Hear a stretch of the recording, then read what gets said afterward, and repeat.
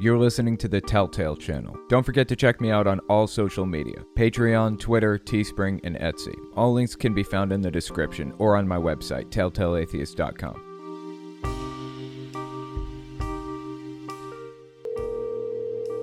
Hey, this is Owen. If you're comfortable, leave your first name and state at the sound of the tiny truck backing up. Hello, Telltale. This is Trevor Bertzel of Michigan. I have a question for you about the Bible. There in the Bible had these prophets or whatever. They sort of predicted, like, what happened in the future. But since you're an atheist, how could you explain that? Like, is it possible to disprove prophets? Like, they predicted stuff like Hitler, Henry II, a lot of stuff that we're feeling currently. How do you disprove that? Thank you. And I love... Oh, I cut off the end. Let's listen to the end. Thank you. And I love your show. Okay, so this person is a fan. I felt that it was important to fit that in there. I appreciate the voicemail. Really interesting. But I have to say, I'm not the one with the burden of proof with this stuff. Okay, so at the end, the question was, how do you disprove that? I don't have to disprove anything. A prophet, quote unquote, is making claims about the Bible. They have to prove to me that they're correct. So the default position is not believing what they're saying. I don't feel that any of them have met the burden of proof to convince me that what they've, quote unquote, prophesied is true.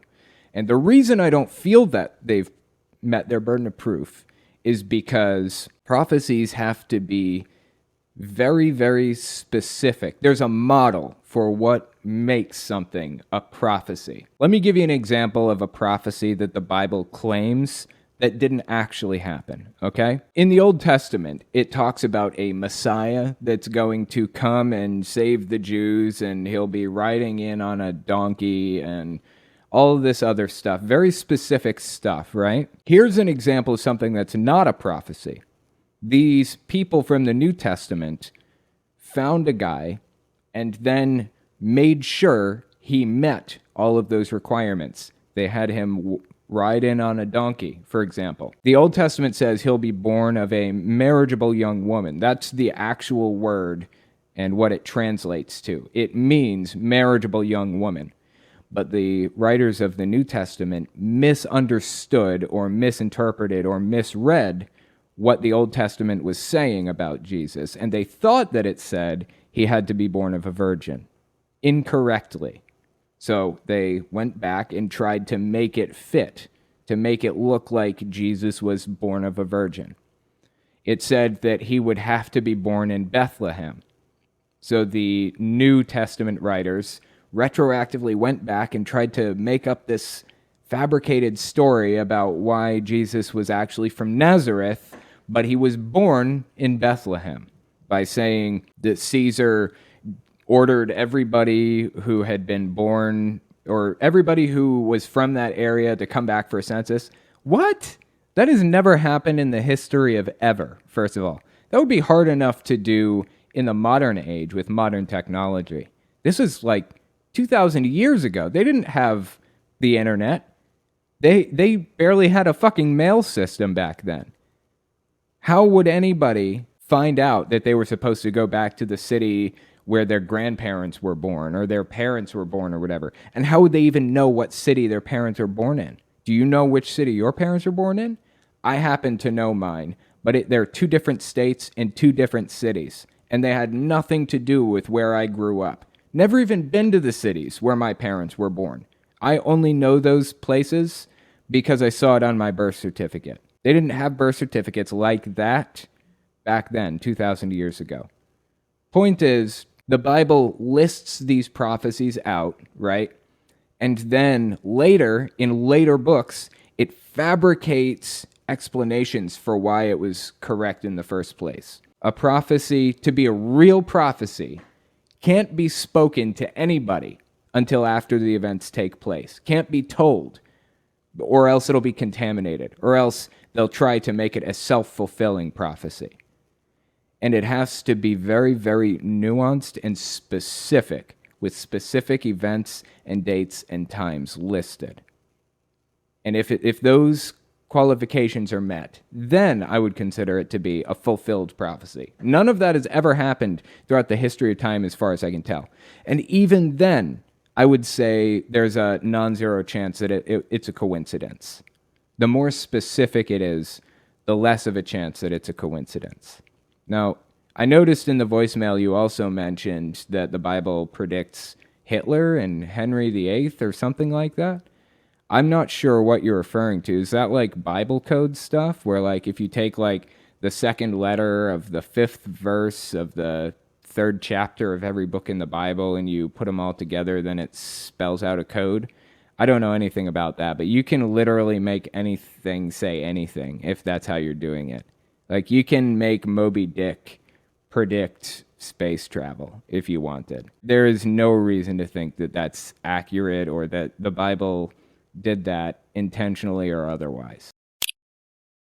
Hey, I was wondering if there were like, if as a Jehovah's Witness there were like special games that y'all would play, or did y'all just play like the normal board games, or like what was it in that regard?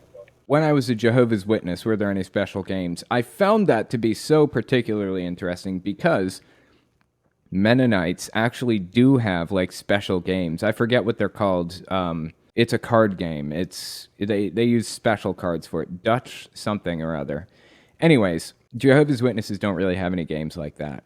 But when I was in it, there were a couple of requirements with this kind of thing. First of all, you could never play games like that with somebody that wasn't already a Jehovah's Witness. It was really, really important. They also had a talent show kind of thing. My congregation did anyways. It was once a year.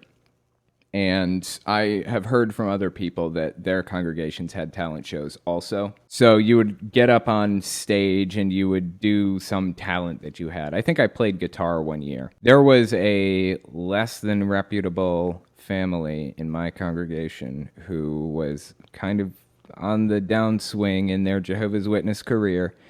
And they would always throw parties for Jehovah's Witnesses, big bonfires, or they would rent out this big building and they would play pop music, and that was pretty forbidden. I can't believe they got away with that. At one point, they played an unedited version of Usher's song, Yeah.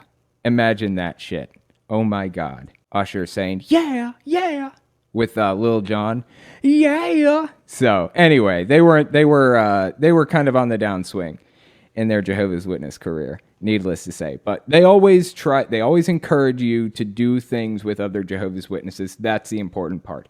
And one more thing I want to add. At one point, when I was a young Jehovah's Witness, there was an elder who was coming over to my house and hanging out with my family, and we were all really, really big Star Wars fans, right? We fucking loved Star Wars. My dad had every version of Star Wars on VHS since the dawn of time. So anyways, this elder would come over and play Star Wars Trivial Pursuit with us.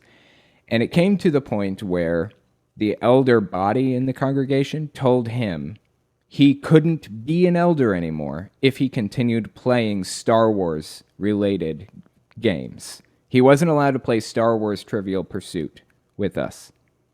Imagine that shit. That's pretty sad, right? I don't know if it was because he was getting too absorbed in it. I don't know if it was because it was, he liked his hobby more than Jehovah or something, or if it's just a problem with Star Wars or what. But they told him he wasn't allowed to come play Trivial Pursuit with us. And that was pretty fucking devastating to my family at that time because, we were kind of the outcast in the congregation. I was actually talking to somebody from my congregation, contacted me a little while back, told me that he just left the religion and he just found out that I am also an ex-Jehovah's Witness, so he wanted to get a hold of me. And I was talking to him about what it was like growing up in that congregation and everything, And I was telling him, the elders didn't do anything when my dad was being abusive, like kind of fucked up, like they didn't believe me. And the guy said, no, they knew, they believed you, they knew what was happening. They just didn't do anything about it. And they told your mom to go back to him. I was like, how did they know? Like, why do you say that? And he said, because when my dad was, my dad was handicapped when I was growing up, quote unquote. That's what he used to say. He was disabled. He's in a wheelchair. Turns out he wasn't at all. He lied for 11 years, but that's a story for another day. So we would get on the call-in system. We would call in on the phone and we would sit there and listen to the meeting and everything. I guess they hadn't worked out all the bugs on the call-in phone because my dad forgot to mute it one time, and during the meeting, he started screaming at us and being abusive and stuff. And it came in through the microphones, like in front of the whole Kingdom Hall during the meeting. This guy that I grew up with told me about this just a few months ago for the first time in 20 years. Imagine that shit. Oh my God. That is some cringy shit right there. Finding out that, you were the victim of abuse that the entire congregation heard. Holy fucking shit. Oh my God. That's some shit, man. Anyway, I just wanted to tell that story because looking back on it now, totally different situation than when I was in it at the time, It's not as painful or damaging or depressing anymore. It's just really cringy now to know that that's what happened. Hey, Owen, this is Jordan up in South Carolina. I had noticed in a couple of your videos previously you mentioned that you had a bit of a struggle with different drugs and substance abuse issues. I just want to send you some congratulations on staying clean, man. I'm also a recovering addict myself. As of January 1st, I hit 12 years off of opiates. Just wanted to send you some congratulations, say to keep your nose clean, man, and keep at it. Thanks for everything you do. I appreciate that, for real. Yeah, I was an addict for years. For a couple of years, I was addicted to OxyContin and then to heroin. It was a long, hard struggle getting out of that world. I think one of the hardest things I had to do was to stop talking to those people. Just cut them out of my life completely, And when I eventually did that, some of the dealers that I dealt with called me once a month, like clockwork. Hey, man, we got to get something together. We got to make some money. We got to work together again. What's up? And I just tell I'm trying to get my head clean. I'm trying to get my head straight or whatever. And then we'd hang up. A month later, right there again, he'd call me back up. It was very difficult getting out of that world. Very difficult. But it's been about 8 years for me now. So I've made it through. I've made it to the other side. I'm here. And I am now officially a tax-paying, contributing member of society. A long, hard struggle, but here I am. So I appreciate the congratulations, and congratulations to you, too, for getting yourself out of that world, because I know how difficult it is. Let's take a look at Super Chats now. You apparently can have more weed than soda in New York City, although I heard they might have rescinded that. Yeah, I think that they rescinded the big gulp thing. That was a stupid fucking idea in the first place, But that's one of those ridiculous regulations that I don't respect at all. Telling people they're not allowed to have big gulps. Don't tell me what to drink. Anyways, yeah, weed is legal now officially in New York City. Pretty cool. I don't smoke weed. I used to. I was an addict. I just talked about that. So I've certainly smoked weed, but I don't anymore. It's just not my thing. I feel like it kind of fogs my brain too much and I can't get anything done and it drives me nuts. It used to be a different situation when I was younger. Next, we're going to talk about Josh Duggar facing 40 years in prison for a recent indictment. Give us 30 seconds and we'll be right back. You're listening to the Telltale Channel. Don't forget to check me out on all social media: Patreon, Twitter, Teespring, and Etsy. All links can be found in the description or on my website, telltaleatheist.com.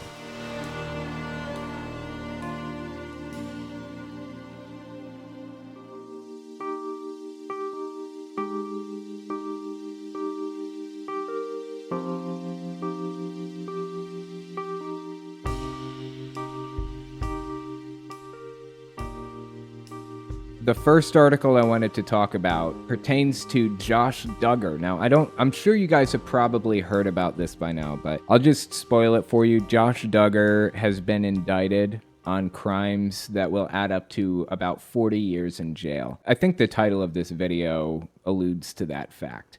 So leading up to the story that we're going to cover, I wanted to give you guys a little bit of information on the Duggars and who they are and what it's all about. We're going to read a story on the Washington Post about the Duggars titled The Duggars' Dangerous Cult of Purity. Before we read it, I just want to explain who they are. I'm sure you guys have probably heard of the show 19 Kids and Counting. It started out as like 17 kids and counting, then 18 kids and counting, 19, 20 kids and counting, or something like that. It eventually got canceled because Josh Duggar got in some deep legal shit, or that was uncovered, basically. Josh Duggar turns out to be a really, really bad person. But the show was about this ultra-conservative family who doesn't believe in birth control. Like, ultra-conservative Christian family. The father of the whole family actually ran for Congress in Arkansas. That's where they live. I'm not sure if he was a member of the House of Representatives or if he was a senator, and I'm not sure if it was state or federal. I believe it was state. But the point is, he was a politician in Arkansas. And this whole TV show was all about his gigantic fucking 20-person family, basically. Like 18 kids to 20 kids. And his wife never took birth control a day in her life.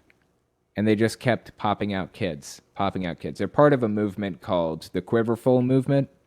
I don't know that Quiverful specifically is a cult. I think it's more of like an ideology or a movement than a cult.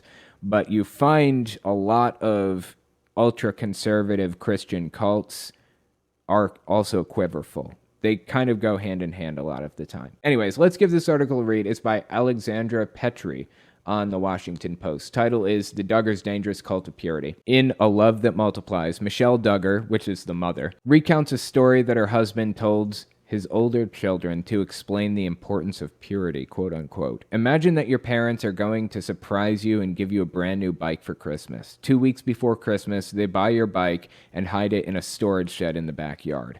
But then the boy next door sneaks into the shed and borrows your new bike. He stunt rides it up and down the back alley. On Christmas morning, your parents lead you to the shed to reveal the special gift they bought for you, and as they open the door and say surprise, they're just as surprised as you are. You're all shocked to see that the bike looks like it's been thrown off a cliff. The front fender is missing.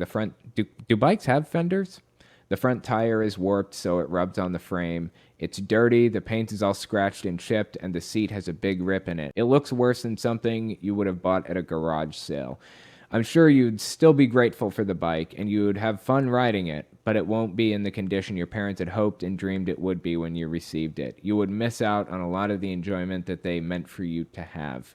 In that same way, we don't want any boy or girl to come in and steal your purity. Fascinating that they're comparing purity, quote unquote, to something that you ride, right? A bicycle. They're comparing virginity to riding a bike. Oh my God.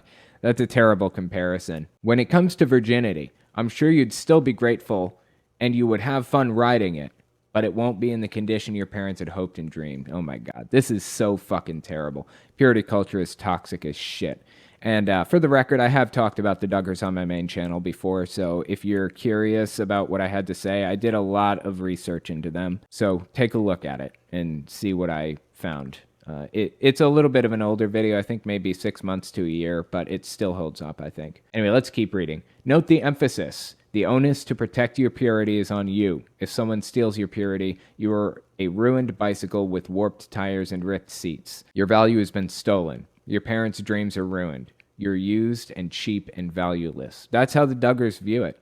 But hearing this story now, knowing that Duggar's son Josh has apologized amid allegations that he molested several young girls as a minor, is especially sickening. Yeah, this information came out, this article was written in 2015, May 22nd, 2015. It's an older article.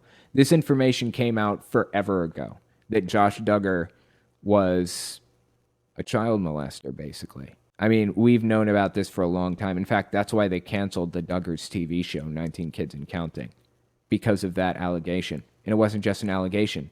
They were convictions. He was convicted on this.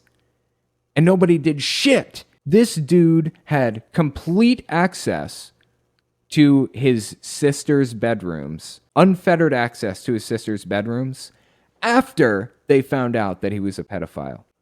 He continued to have access, even after. These people are fucking disgusting that they would do something like this. Allow this guy to have access. And in a minute, we're going to talk about the repercussions of that. Like I said, he's facing 40 years in jail on new charges. Whatever happened after this article was written in 2015, that's on the rest of them too, not just Josh. It's not the only thing Jim Bob preached. Oh yeah, Jim Bob is the father, and Michelle is the mother of the whole family. Michelle writes on, another story Jim Bob shares starts with a disgusting image. What if we were at a meeting with about 100 other people and the speaker asked that a large cup be passed around and that everyone spit in the cup? What if you happened to be all the way in the back, the last person on the last row, and when the cup finally came to you, the speaker asked you to drink out of the cup? What would you do? That's what it's like if you have intimate physical relations with several partners. Physical relations outside marriage promote venereal disease, cervical cancer, and a host of other problems. My God, these people are completely fucking disgusting. God can forgive any wrong choices a person is willing to confess and forsake, but there are still painful consequences to be endured. End quote. This is back to the writer of the Washington Post article. Certainly for the person who now thinks of him or herself as a cupful of spit. And that's just scratching the surface. The Duggars built their brand on slavish dedication to ideals of modesty and purity, keeping their children away from unwholesome influences, even to the point of shouting Nike when the family was out for a walk in the presence of a woman who was immodestly attired in order to get them to stare at their shoes. Women must be modest and godly and pure to attract a godly man. This is where their value lies. Chaperones, courtship, side hugs only. Even hand-holding is off the table. Yeah, they're not allowed to hug other people. Only side hug. These people are beyond just your standard average cult. These people are completely over the deep end. And you know what? It was TLC. That's who it was. That's the cable network that aired this show. TLC. And they fed into it too. They idealized this way of life, said they're so good, they're such good Christians, they're good people. It's an unusual lifestyle, but it's a respectable one. That's what TLC was trying to communicate, and it fucking disgusts me. There's nothing good about this lifestyle. It's evil, the way these people, the personalities that these people have, the way that they act, the way that they think. This is fucking disgusting, what they say and do, and we'll get into more of it in a minute. Let's continue. The revelation of Josh Duggar's molestation allegations is about more than hypocrisy. And remember, this is a 6-year-old article. 6 years old. This is not new. They have known about this guy, Josh Duggar, doing this shit for a minimum of 6 years. That's how long the public has known about it. You know the family knew something or had some kind of concerns or some hint or something leading up to that. The revelation of Josh Duggar's molestation allegations is about more than hypocrisy. This is no occasion for glee. This is a reminder of how badly the cult of purity lets victims down. Once you open the door to being alone and enter into a physical relationship before marriage, kissing, touching, physical intimacy, you are allowing your partner to unwrap a precious special gift that God intended you to hold on to until your wedding day, and you're also creating a lot of guilt and distrust, and you won't be able to fully enjoy the pleasure of the sin because all of the guilt it brings. The eldest 4 Duggar daughters in growing up Duggar, it's all about relationships. The viewpoint on the world is heartbreaking and disgusting. It's so fucking sad. This is a cult. Absolutely no question about it. And I encourage you guys after this clip to watch the video I did on my main channel about the Duggars. In fact, I'll link it in the description of this and the pinned comment, so take a look at it when this is over and see what the Duggars are all about, because it's pretty fucked up. Let's keep reading. Elizabeth Smart. You guys remember Elizabeth Smart, right? She was that girl who was kidnapped when she was 12, I think, or so, and she was kept away from it for like 4 years or something and brutally mistreated in brutal and disgusting ways. Finally was returned home and her captors were arrested. Elizabeth Smart has spoken eloquently about this. She too grew up in a religious household where I was taught that sex only happened between a married man and a woman. After that rape, I felt so dirty. Can you imagine going back into a society where you are no longer of value, where you're no longer as good as anybody else? A teacher had likened women to chewed pieces of gum, and the image stuck with her. I thought, oh my gosh, I'm that chewed up piece of gum. Nobody re-chews a piece of gum. You throw it away. And that's how easy it is to feel like you no longer have worth. You no longer have value. Why would it even be worth screaming out? Why would it even make a difference if you're rescued? Your life still has no value. When a woman's value lies in her purity, victims are victimized twice. Couldn't agree more. But it's more than that. When all sexuality is a sin, when even holding hands is off limits, there isn't a clear line between permissible, healthy forms of exploration and acts that are impermissible to anyone, not just a particularly devout. This gospel of shame and purity has the potential to be incredibly harmful because it does away with important lines. Studies not only suggest that abstinence-only approaches to sex education do nothing to increase the incidence of sexual behaviors, but also that they can make them riskier and that they deprive kids of the vocabulary they need to discuss when bad things happen. Pathos blogger Libby Ann writes, handling child molestation as sin rather than addressing the psychology behind it is a serious problem. In their statements to People, the Duggars spoke of Josh's past wrongdoing as past teenage mistakes, quote unquote, and spoke of growing closer to God through it. But it appears that Josh never had legitimate counseling or treatment to work through his problem. Some sexual things are normal for a teen to do, but other sexual things are not typical behavior, like molesting children, and those things need to be addressed professionally rather than simply as sin issues. Failing to do so places other children at risk. The whole post is worth a read. Yeah, Josh Duggar was actually sent to a conversion camp, apparently, supposedly, after this article came out, 2015, and all of the allegations surfaced. And they weren't just allegations, they were convictions. Somebody uncovered his expunged record. He got convicted of crimes from when he was a kid, like between the ages of like 10 and 16. And he got charged for what he was doing at like 16 years old. And since he was a juvenile, his record was sealed and expunged. But that was uncovered. After being convicted, the news found records of it and blew it wide open, basically. So these aren't allegations, these are facts. After he got convicted of that, the Duggars sent him to like a conversion therapy type of thing, some Christian bullshit, instead of actual psychologists. And look where we are. That brings us to our next story.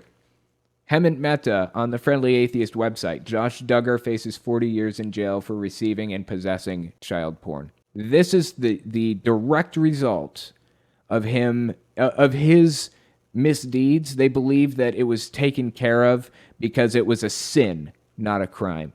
And his sin has been forgiven. Originally, when this story broke that Josh Duggar was in trouble, we didn't know what it was for. It was a sealed indictment. They weren't really telling us, but we've finally found out. There was a lot of speculation. People wondered if it was like a tax fraud type of situation with his business or his dad's business or whatever. Nobody knew. We had no idea. Everyone was speculating. Except for me. I don't speculate. So the information finally came out. As Hemant Mehta says here, it wasn't about a shady real estate deal or tax fraud after all. Josh Duggar, the Christian reality TV star best known for molesting his younger sisters, was arrested yesterday for exactly the reason everyone feared: receipt and possession of child porn. According to the indictment released publicly today, a grand jury agreed that Duggar, in 2019, knowingly possessed material that contained images of CP, including images of minors under the age of 12. That is fucking horrific. He only has 40 years. That means he can get out on parole in 20. Duggar faces up to 40 years in prison, or as some on Twitter wryly joked, 19 years and counting. He pleaded not guilty to both charges. That's just what you do. You just plead not guilty to start, until you get a deal or something. The family responded with a short statement to Us Weekly that doesn't deny anything. Quote, "The accusations brought against Joshua today are very serious. It's our prayer that the truth, no matter what it is, will come to light, and that this will all be resolved in a timely manner. We love Josh and Anna, and continue to pray for their family. Anna is Josh Duggar's wife. I can't even imagine how she feels through all of this. Although I have to say, honestly, I think she's at least partially responsible. She should have known some of this shit, right? Who knows? Maybe she was the one that reported it to the police. We don't know.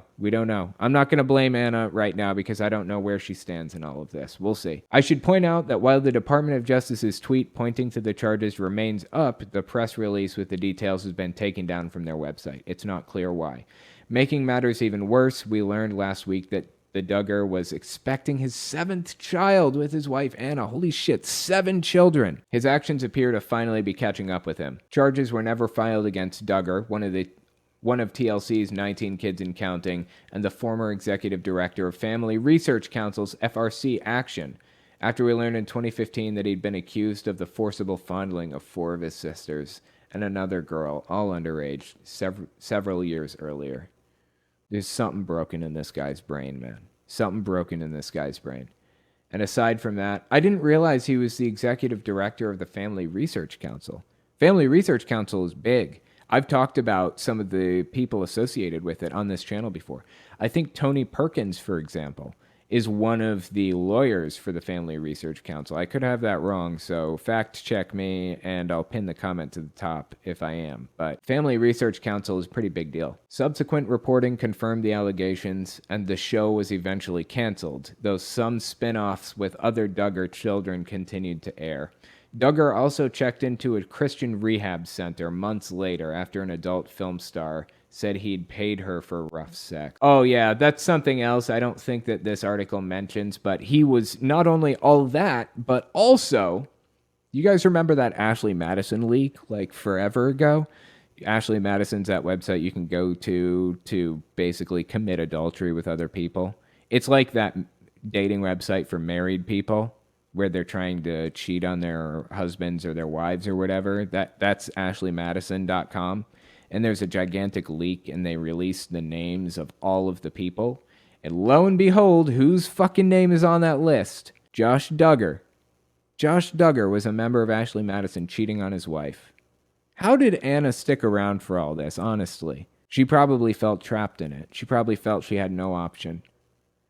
Because she's a Christian woman, and a Christian woman stands by her man no matter what. How fucking sad is that? Here's the biggest kicker of them all.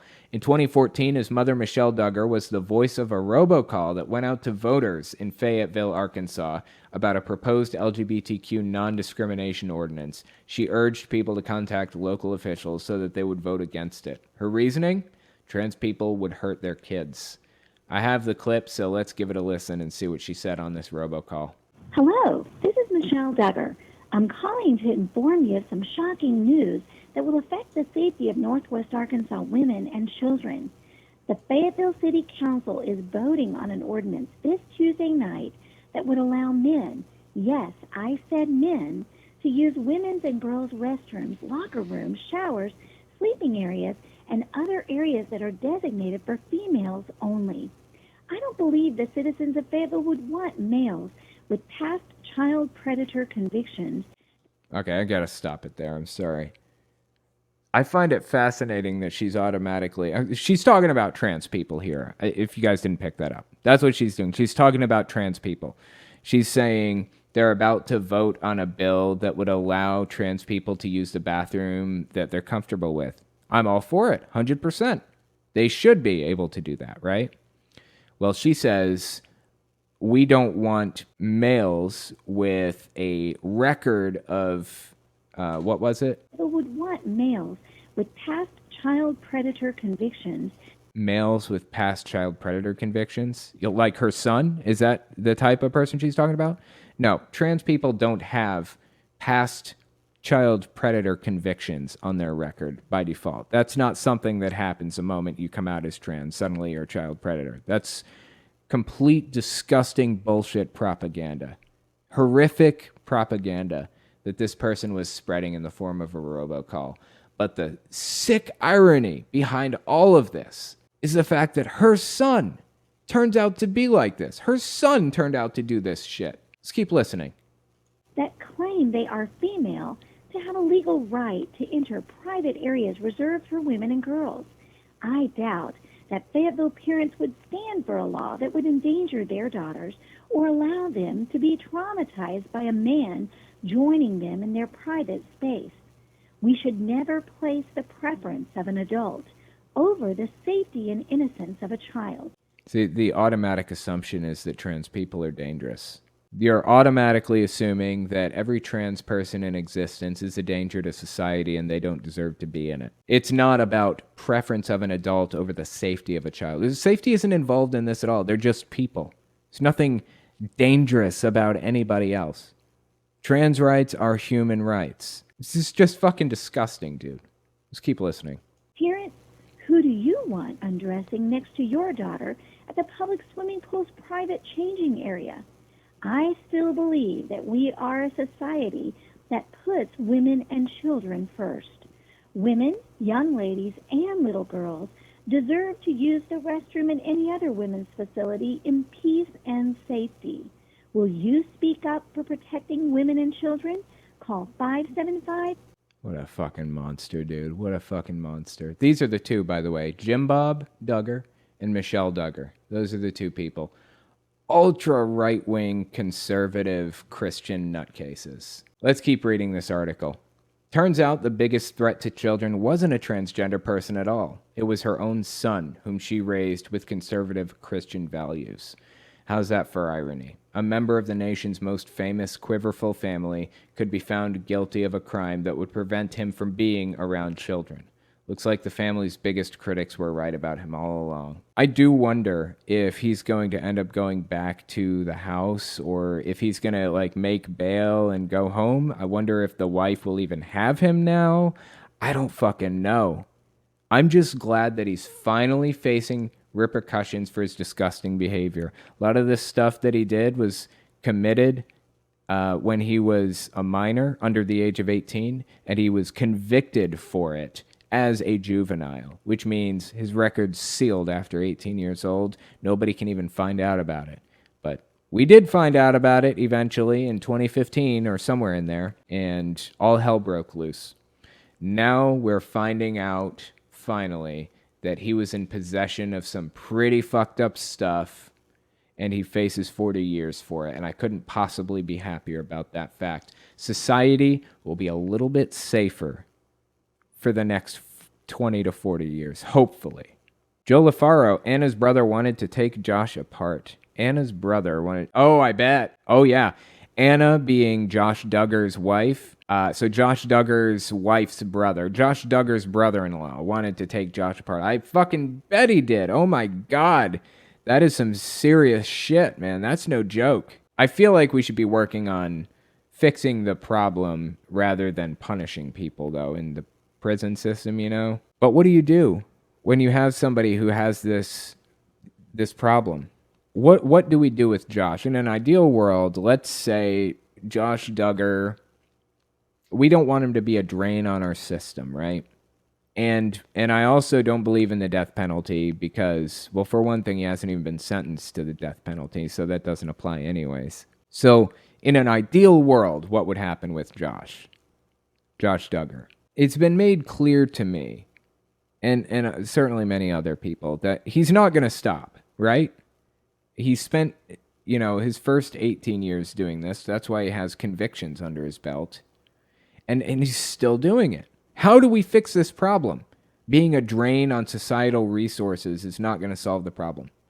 I don't want my money, my tax money that I'm paying to the government, to go into feeding him day in and day out. I'd rather him make his own money. I am of the opinion, currently, willing to be convinced otherwise, that maybe the best way for Josh's situation, a serial offender, is to give him medicine that destroys his sex drive, destroys his libido completely, just erases it from existence. And if we can't depend on the medicine, then physically give him surgery. Give him the option. He can either take medicine, get the surgery, or stay in prison for the rest of his life. One of those three things. Like I said, I'm not convinced of that position. I'm willing to hear other sides of the argument or whatever. But it feels to me that he could be out and paying taxes and not have any balls. or he could sit in prison while I pay for his dinner every night. So I don't know. I would just have to think about it a little bit more. Next, we're going to talk about fake news about Hillary Clinton's demise. Give us 30 seconds, and we'll be right back. You're listening to the Telltale Channel. Don't forget to check me out on all social media: Patreon, Twitter, Teespring, and Etsy. All links can be found in the description or on my website, telltaleatheist.com.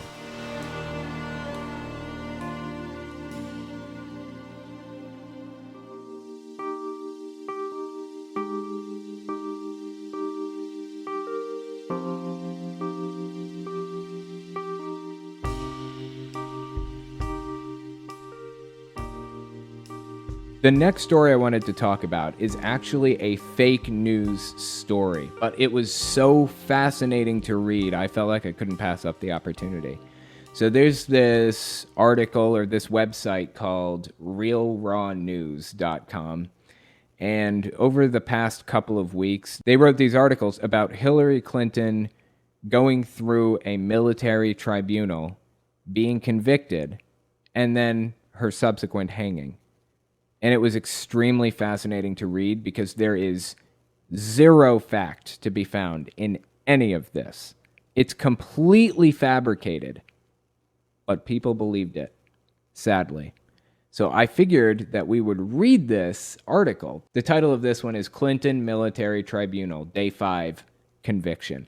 And there's another article that's titled Hillary Clinton Hanged at Gitmo. I don't know if we'll get time to read both of them, but I figured we'd read the Day 5 conviction one. Remember, completely fabricated, zero fact to be found in this.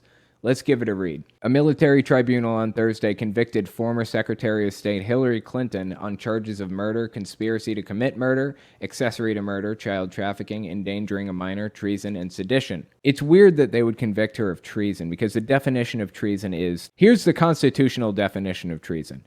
Treason against the U.S. shall consist only in levying war against them, or in adhering to their enemies, giving them aid and comfort. No person shall be convicted of treason unless the testimony of two witnesses to the same overt act, or on confession in open court. I find it really strange that they would, try Hillary for treason, quote unquote, supposedly. Like I said, it's completely fabricated anyways, but I digress. Let's keep reading. The 2 male, 1 female panel of officers cast a unanimous verdict shortly after Vice Admiral John G. Hannock, who prosecuted the military's case against Clinton, showcased his final witness for the prosecution, Clinton's former strategist and lover, Huma Abedin. Okay, now let me explain who this person is, Huma Abedin, and why this is important. In case you haven't picked up on this yet, this is a QAnon news website, if you will. The reason I say that it's QAnon is because there's a QAnon conspiracy, basically, that... You guys remember Anthony Weiner? Anthony Weiner was that congressman who got in a whole bunch of trouble for sending dick pics to people, and he actually sent a dick pic to the wrong person, and I believe he got arrested for it. Anyways, he's not a senator, anyway, as far as I know, he's not a congressman anymore. So after they arrested him, the claim by QAnon is they went into his house and they found his laptop, which had a video of Huma Abedin, which is this person on screen right here on the left, Huma Abedin, and Hillary Clinton. They had a video of those two. Oh God, I clicked a button. Hey, quit that, you. She's getting all on my green screen. No. Supposedly, they had a video on Anthony Weiner's laptop of these two people here taking the face off of a kid while they were still alive. And they were doing it that way because they wanted the adrenaline to pump through their blood so that they could drink the blood and get the adrenochrome out of it. Complete bullshit from top to bottom, okay? It doesn't work that way. That never happened. The video doesn't even exist. It's just fabricated, completely fabricated.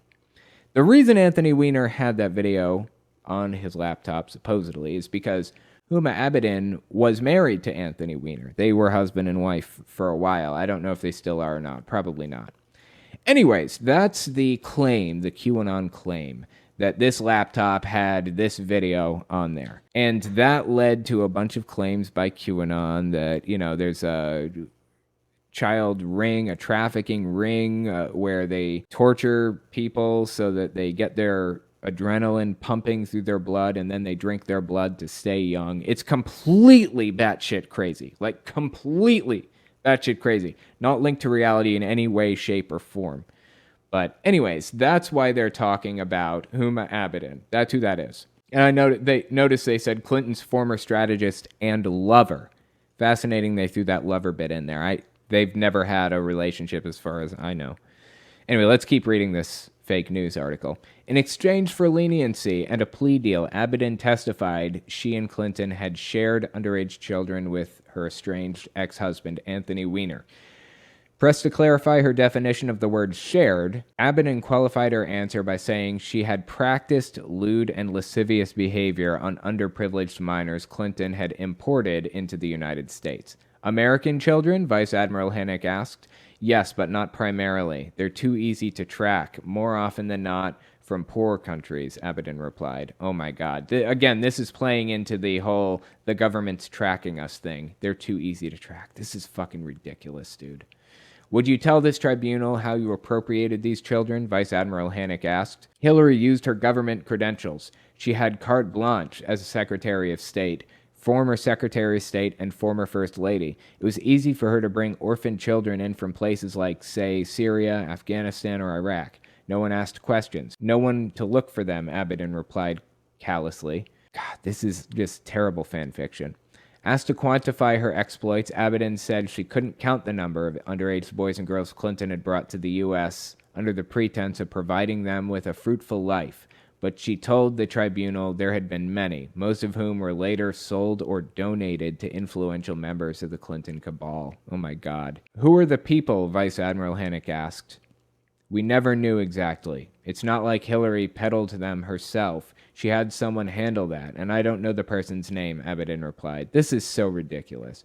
And yet she still refuses to speak, Vice Admiral Hennick observed. He asked the tribunal whether they had heard enough, and the military had presented overwhelming evidence of Clinton's atrocities against the U.S. and humankind.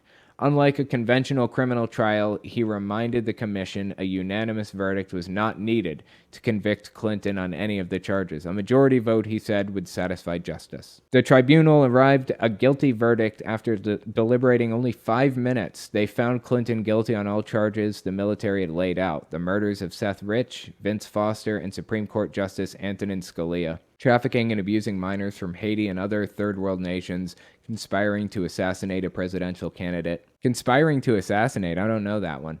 And also, I don't know about the Scalia conspiracy or the Seth Rich or Vince Foster conspiracies. I should probably know the Seth Rich one because that one's really, really familiar. As she had throughout the tribunal, Clinton stayed eerily silent as the verdict was read, and the officers recommended she receive the death penalty for her crimes.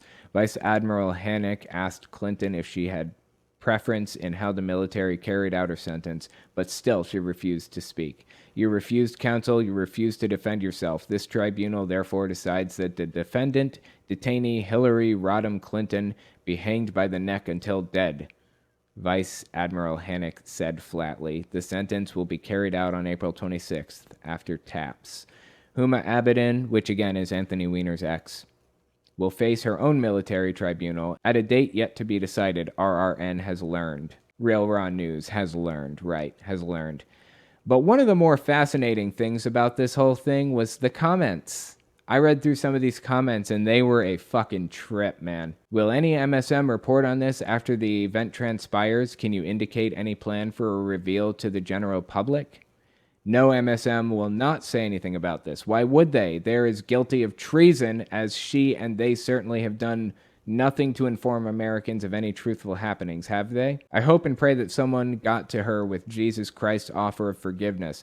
As horrendous as her situation was, I have to think that we really are in the political, social, and economic mess we're in because we didn't broadcast the word of God as ought to have done. There are some other comments on the Hillary Clinton hanged at Gitmo story. Let me read the first paragraph. Scrambled eggs with jalapeno peppers and a strawberry milkshake, the last meal of the condemned.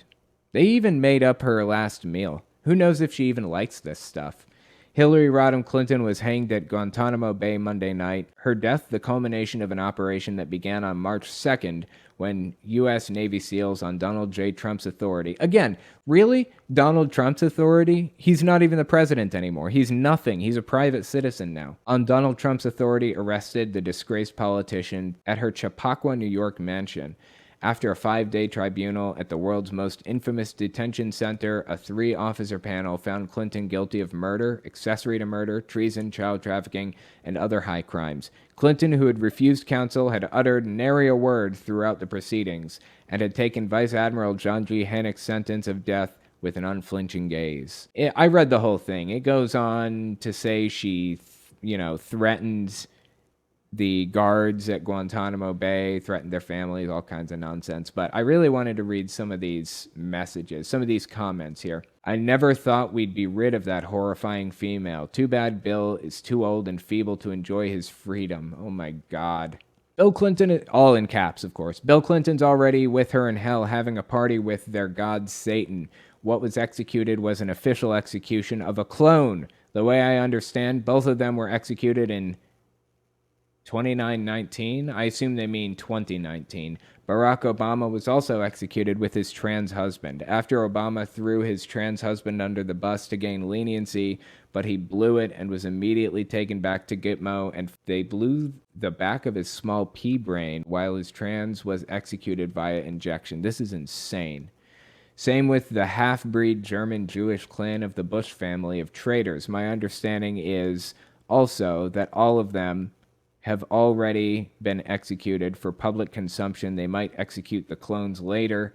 Reason is that many sleeping sheep loved these traitors, and what the alliance is trying to do is avoid any chances for public revolution until they let the world know by way of emergency broadcast channel what has been happening in the shadows for more than 60 years. This stuff sounds like the ravings of a madman wearing tinfoil on his head. That's not it. This is entirely too popular. Tens of millions of members of QAnon believe this stuff. I talked to Chris Shelton about his estimates for how big QAnon is. He's looking into it, and he will give me his opinion on how big it is. My opinion, based on 2 studies from Pew Research Center and another one, is that QAnon is about 20 to 22 million people. 20 to 22 million. That's more Mormons than there are in the world. That's more Mormons and Jehovah's Witnesses worldwide combined. QAnon is fucking huge. And this is a really, really popular belief in QAnon. What we just read. This is from Greater Idaho for Trump. Please, please destroy her DNA. Don't risk cloning. Read what David Icke says about royal families have been cloning their dead for centuries. Burial at sea. Not even a tooth left from cremation. Somebody responded, don't be stupid. Only God can make human beings. Someone else said she wasn't human. No, she was a human reptilian. Do your research. Clones aren't exactly human. Exactly, that's what I replied back to Diana Barahona. Apparently she hasn't dig in to know the truth. Wait until everything comes out. After the EBS, we will be shown 10 days of true facts and the evidence to the world, not just us. What do we do? What do we do? What do we do about this problem? No joke. This is tens of millions of people. Tens of millions of people in the United States. 22 million people. Do you know what percentage of the US that is if it's 22 million people? 7% of the United States. 7% of the United States believes this shit. That should be fucking scary. We have got to figure out how to deal with this problem as a society because it is not going away. Next, we're going to talk about Michelle Bachmann's vendetta against Biden. Give us 30 seconds and we'll be right back. You're listening to the Telltale Channel. Don't forget to check me out on all social media. Patreon, Twitter, Teespring, and Etsy. All links can be found in the description or on my website, telltaleatheist.com.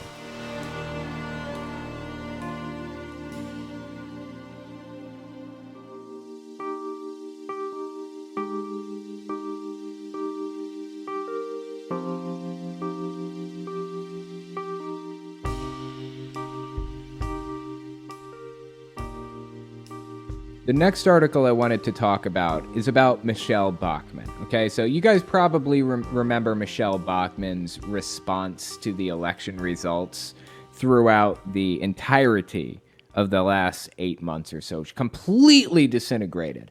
But I figured we'd start out with a clip from her claiming that God is going to make Donald Trump the winner of the 2020 election. Let's start here. And then we'll move forward to her reaction and now how she feels about it, because she just released a brand new clip about this like a couple days ago. So let's watch this first clip by Michelle Bachmann, see what she had to say. This is pre-election. Well, you know, it was said just before that we had a crucial moment 4 years ago when the intercessors in the prayer room down at KCM Ministries took to heart the different notes that we passed in to pray. And I think that we're at that moment now where the beauty of this show is that it's interactive. And all of our viewers who are watching, we need them. The body of Christ needs them. Intercessory prayer is the idea that you can pray for somebody or something, pray on their behalf, and God will fulfill your wishes. So Michelle Bachmann's election strategy going into 2020, I guess, was to go on Fox News and as many of these news networks as she could possibly get on and get the entire audience to pray for Donald Trump to win. That was the goal. And she succeeded in that goal of getting people to pray for it. So naturally, that means he's going to win, right? Let's keep watching. And we all need to join in with the intercessors that are praying even now. And what I would say is that God has already sealed the results of this election. He has sealed it in heaven. There you go. That's her claiming that God sealed the results. Trump was going to win the election, according to Michelle Bachmann. God has sealed the results. So what happened after he lost? Let's watch this clip from Michelle Bachmann. I ask, oh God, that you would take your iron rod, and I ask that you would smash the clay jar of deceit in America. I love it. She's completely melting down on air. She posted this to Twitter, I think, or something like that. This is embarrassing. This is real fucking embarrassing. In America, smash the clay jar of delusion in the United States of America. Smash the delusion, Father, of Joe Biden as our president. He is not. Yeah. Would you take your iron rod and smash the strong delusion that Nancy Pelosi does have her House of Representatives? We don't know that. Smash it in Jesus' name. Smash, Lord, the takeover of the U.S. Senate by Chuck Schumer. Lord, smash it with your iron rod. That happened, I guess. This poor woman is an embarrassment to herself and everybody around her. Honestly, I really feel bad for her that she put this out. But I have to say, it was just endless entertainment watching these people disintegrate after they claimed that God told them that Trump was going to win the election. It was so entertaining to watch them just freak out. Like, they're being forced to face their delusion. They're being forced to recognize the fact that they were full of shit all along. You know, Johnny Enlow and Robin Bullock and Jeff Jansen, the snazzy pastor, Michelle Bachmann, all claimed that Trump was going to be president, that God told them that Trump was going to be president again. And now Trump's not president. It is so fucking glorious to watch them melt down over this. I'm sorry. I get enjoyment out of this. I eat it up. That brings us to our next article on rightwingwatch.org, written by Kyle Mantilla. Title is, Michelle Bachmann was not impressed by Biden's fake State of the Union address. Let's give the article a read and see what it says. Televangelist Kenneth Copeland's Victory Channel aired a special edition of its Victory News program Wednesday night to coincide with President Joe Biden's speech to a joint session of Congress. Former Congresswoman Michelle Bachmann was among the commentators who appeared on the program, and she was predictably unimpressed by Biden's speech, calling it cruel, labeling Biden a fake president, and saying that the entire thing smacked of the invasion of the zombie apocalypse. Let's give this video a watch and see what she said in it. Remember, this aired at the same time as Joe Biden's speech to a joint session of Congress. Basically the State of the Union address, but they don't always call it the State of the Union necessarily. In this case, Biden decided to call it the joint session, the speech to a joint session of Congress. That's really the only difference. It's basically the exact same thing. Let's listen to what Bachmann had to say about it. American people have been saying, where's the State of the Union speech?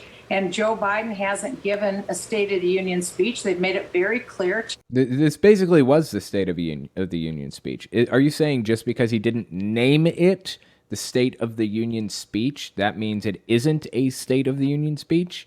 Like, he can call it whatever he fucking wants. Why does it matter what it's titled? It basically was the State of the Union. It was around the same time that it usually is, and it had all the same information that a State of the Union address would normally have. Tonight is not a State of the Union speech. It's a speech to a joint session of Congress. So because of there's an absence of the people who run this country in this chamber, they want to make it look like it's the State of the Union, but it really isn't. So they could have just named it the State of the Union if they wanted. What's the fucking difference? This is bizarre. Why is she getting all hung up on this? Is it because she's having trouble dealing with the fact that she was wrong, that she lied, that God didn't really tell her?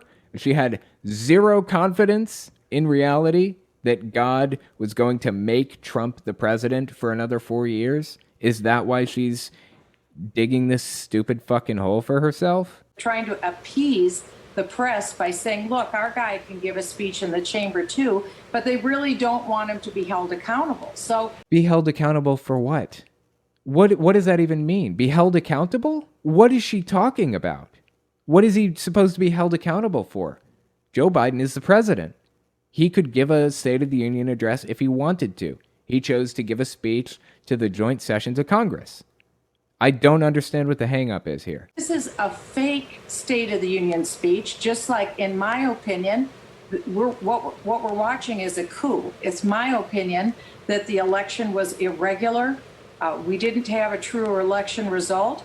We had a fake election. We've had a fake presidency. This is a... You gotta be fucking kidding me. She is still hung up on this. This clip just came out. I mean, this article released like 2 or 3 days ago. This is a fucking joke. Fake State of the Union address. So this is the new normal as far as these people are concerned. Well, with all due respect, it was the invasion of the zombie apocalypse as far as I'm concerned. I thought it was just rich.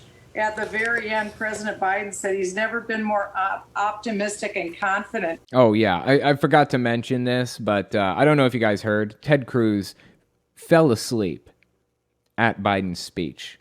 I'm sure he did it intentionally because he could use it as a propaganda piece, saying that people were falling asleep at the speech or whatever else. It's the perfect opportunity to drum up controversy and propaganda and get yourself a little bit of attention. Fall asleep at the speech. Perfect. Or at least pretend to fall asleep at the speech. Let's keep listening. And you saw people were falling asleep in that chamber. It was probably one of the most sad, depressing speeches I have ever heard.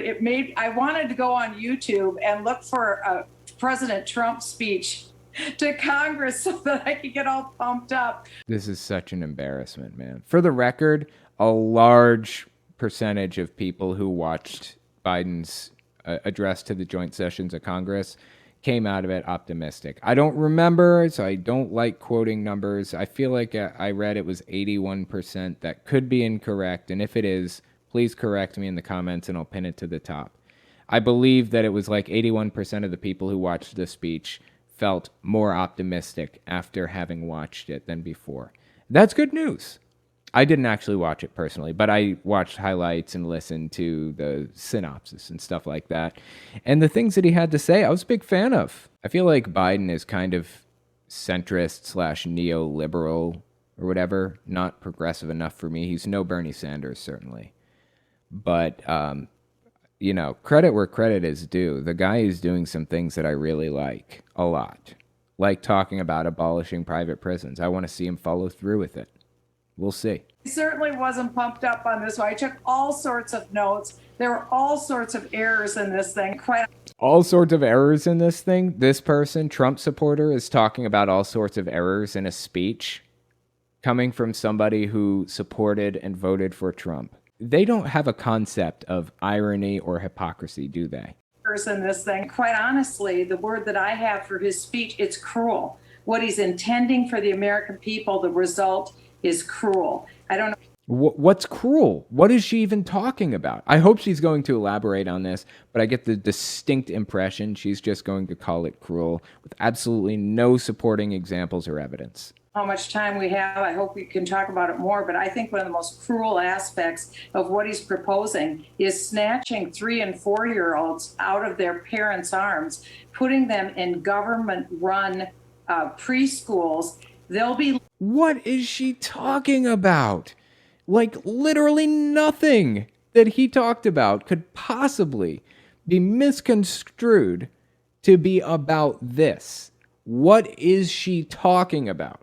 In the comments, please explain if I'm missing something, because this is making zero sense to me. But that's not unusual for Michelle Bachmann. She kind of comes in, guns blazing and makes zero sense 90% of the time. Putting them in government-run preschools, they'll be learning critical race theory. I've observed this curriculum. I've seen this curriculum that they're planning to use with little 3- and 4-year-olds.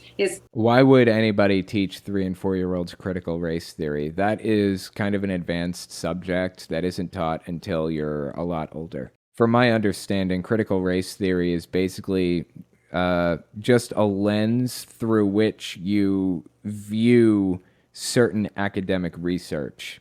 Critical race theory is not evil or bad or racist and shouldn't be removed from anything. It was originally used in law school to look at cases from a different perspective and stuff like that, from my understanding. There's nothing evil or wrong about critical race theory. It's just another buzzword, like socialism, that they like to throw around all willy-nilly and scare people with. That's it.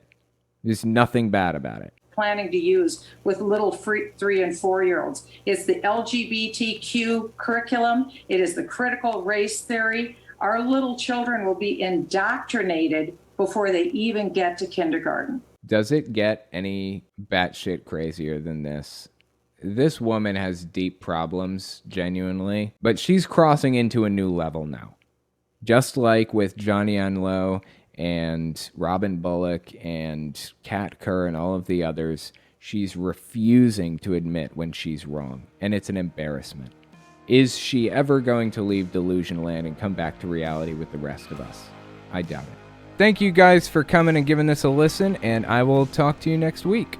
If you like what I do and you want to make sure I can continue to do it, you can support me in a few ways. First, you can support me on Patreon. That's probably the best way. But if you want to get something back for your support, you can check out my Teespring. I sell all kinds of shirts and stickers and stuff on there. Second, you can support me by checking out my Etsy store. I sell 3D printed stands for every system, from the original Nintendo to the Xbox One. And finally, if you want to support me in other ways, you can check me out on my other channels. I have the podcast channel, which is where I talk about whatever's on my mind. Politics, social issues, whatever. You can also find it everywhere podcasts can be found. Or you can check out the videos on my main channel where I focus on destructive cults. As it is with most channels these days, I rely on the support of viewers like you to keep my channel alive, so sharing my work is extremely helpful. Anyways, check me out in all those places if you haven't already. Thanks for listening, guys.